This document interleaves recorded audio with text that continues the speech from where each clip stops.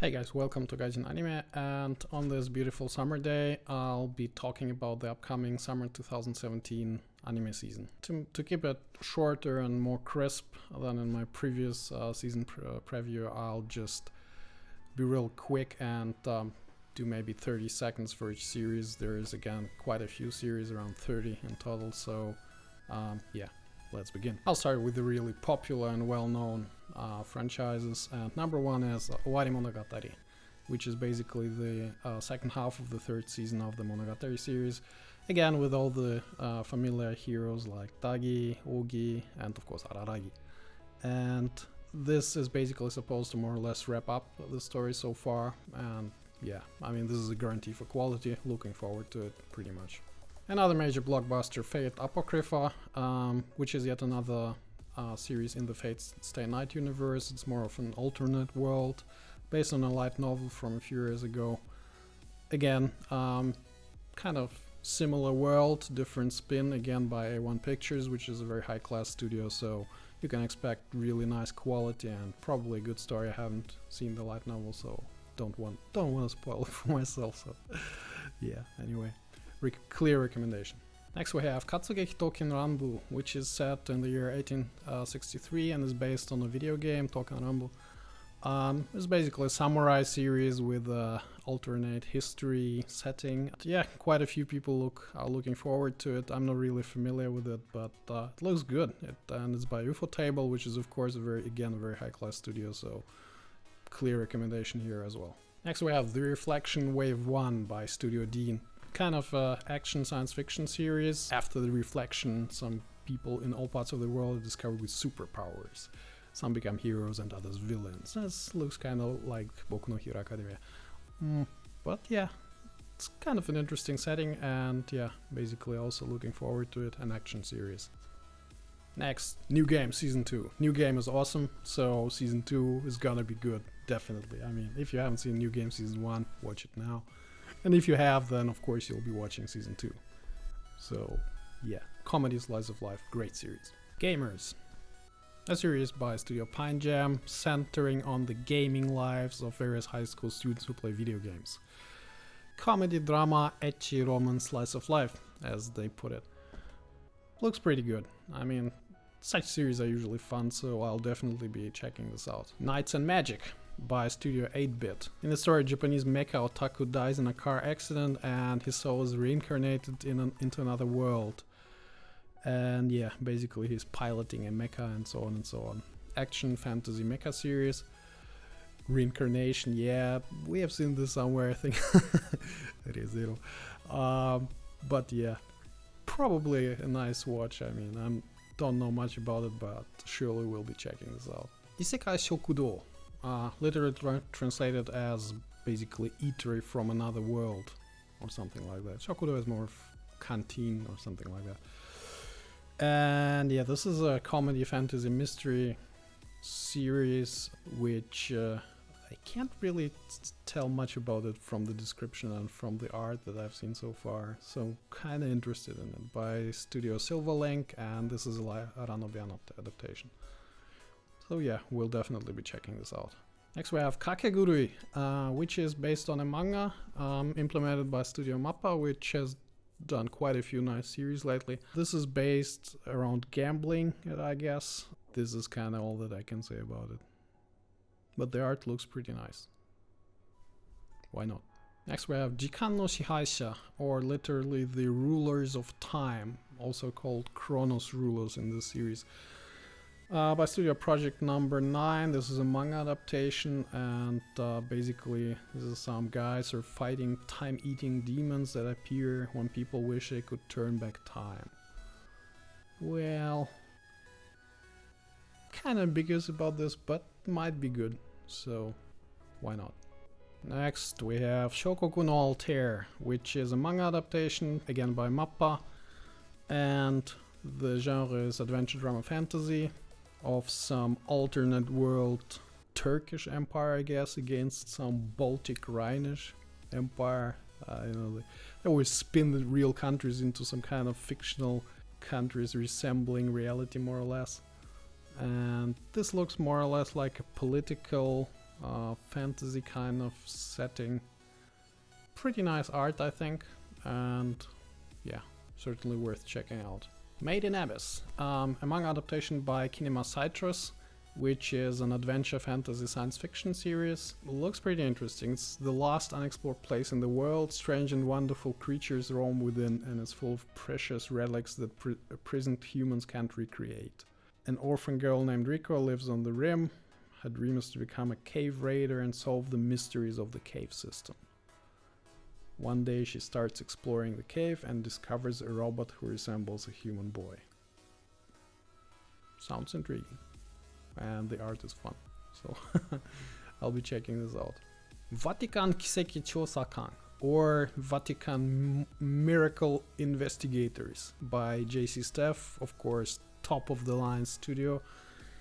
Superb art, usually, pretty much always superb art. This is a supernatural mystery type of story centering on Hiraga Joseph Ko, a genius scientist, and Robert Nicholas, an archives and cryptanalysis expert. The two work as a team, as the Vatican's miracle examiners, traveling the world to investigate the authenticity of claims of miracles. Well, not necessarily my type of series, but it does sound pretty nice. And given that JC Staff, I mean, I always check out everything that JC Staff does because they're just so good. So, also a clear recommendation, I think. Konbini Kareshi, or convenience store boyfriend, I guess, or he, depending on the context. This is an original by Studio Piero. Again, a great studio in my opinion, and yeah, 6 students are each getting on with their lives, and all of them will visit the nearby convenience store after school. Each goes there for different reasons. The convenience store becomes the place which is the center of their activities, where they can relax and make small memories.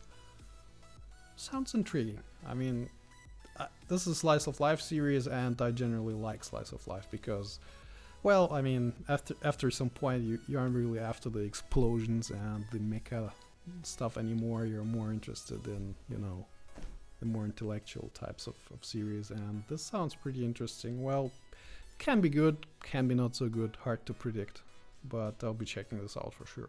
Next we have Isekai wa Smartphone to Tomoni. This is a kind of a comical title, going to a different world with my smartphone. Yeah, right. I mean, the one item that the modern generation can't do without. And yeah, basically, as you can guess from the art, the guy is killed accidentally, and as an apology, God allows him to be reborn in a fantasy world with his smartphone. Yeah. Cliche stuff. Adventure, comedy, fantasy, romance. And yeah, I guess it's kind of a harem, probably. But, well, depending on the implementation, production read, kind of mixed bags. Some series not so good, but some pretty good. Can be good, but can also be pretty lame, I don't know. Based on a light novel, which again I haven't read. So we'll be checking this out, and yeah, then we'll see. Princess Principal by Studio 3 Hertz, and this is an original spy action series following 5 girls in 19th century London, and they serve as undercover spies enrolled as students at the prestigious Queen's Mayfair School. Disguise, espionage, infiltration, and car chases. Well, action adventure, I guess. Well, kinda hard to tell. I don't know anything by this studio, so we'll have to see. Koito Uso, or Love and Lies, a manga adaptation by Liden Films. Liden Films is pretty good. And yeah, in the near future, when you turn 16, you are assigned a marriage partner by the government. Yeah, Miyai, I guess basically on a government level. Yukari Nejima is a below average 50-year-old, but within him hides a heart burning with passion. In this world in which love is forbidden, what will happen to him? Romance drama. Well, judging from the art, this is more for girly romance type of thing, but sometimes this can be good nevertheless. So, for the romance-oriented guys, probably worth checking out, and girls. Centaur no Nayami, or The Worries of a Centaur. by Animation, a manga adaptation, and yet one more series in the really long row of the Monster Musume genre, which is kind of popular lately. I don't really know why. Not exactly my cup of tea personally. But yeah, this is a slice of life supernatural fantasy comedy. Himeno is a sweet-shy girl who struggles with a high school life. And the problem being that she's a centaur. But yeah, of course, there are some more supernatural creatures with wings, tails, and whatnot. And yeah, well, basically, Monster Musume no Nichijou Take 2 probably. I mean, probably. Not sure, but yeah. From the art and from the setting, it looks like it. And of course, we have quite a few series that will be going on into the summer season, and I'll just go over them quickly because everybody probably knows them. Boku no Hero Academia Season 2, great series overall. Shingeki no Bahamut Virgin Soul, also, I enjoyed quite a lot. Sagrada Reset, it's kind of confusing series, a bit weird, but great voice actors, recreators, I love it, really great. Sakura Quest, well, semi-watchable, good art, good seiyuu, but it's kind of, long-winded. And Nanatsu no Taizai Zangerok, the short anime series for the Nanatsu no Taizai anime. Don't think I'll be watching this because it's fan service to the power of 70. And then we'll have a few movies. Probably by far the most interesting one of those should be No Game No Life Zero. No Game No Life, of course, being a really great series, which regrettably only had one season. And yeah, would be really nice to see this universe again. The next we have Kimi no Koe wo Todokitai, or basically I'd like to reach your voice, by Madhouse. Again, very, very established and very good studio, which is an original story of a girl who basically wanders into a mini FM radio station and yeah, kind of tries to become a DJ. It's pretty interesting. I mean, and the art also looks pretty nice, so should be good. Then we have Fate Calais Prisma Lina Prisma. I always forget the name of this spin-off of the Fate Stay Night universe. Sekka no Chikai. Well, for the fans, I mean, probably a must-see. For all others, you won't understand much. Then we have Uchiage Hanabi Shita Kara Miru Ka Yoko Kara Miru Ka. This is also some kind of, I think, original thing by Shaft, responsible for Bakemonogatari, the whole Monogatari series. This is set on one day during summer vacation and follows a group of boys who try to view a fireworks display from the town lighthouse. Meanwhile, one of the boys receives an invitation from his crush to run away with her. Kinda hard to tell, but looks pretty nice from the art, so why not? Next we have Seitokai Yakuindomo the movie. Seitokai Yakuindomo is an awesome, ecchi comedy series. It had 2 seasons, and I highly recommend you to check it out if you haven't seen it.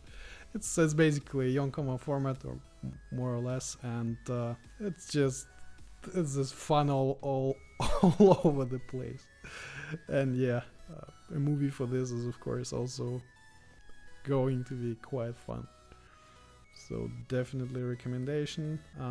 Yuuki Yuuna wa Yusha de aru Washosumi no Sui no Shou movie 3 Yakusoku.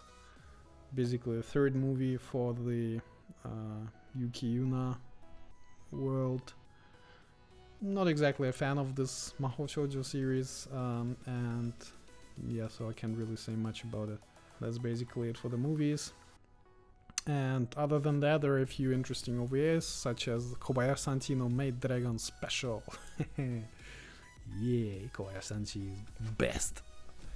And an OVA for Konosuba Season 2. The rest of it doesn't honestly look all that interesting. Anyhow, that's it for the summary for this summer 2017 season.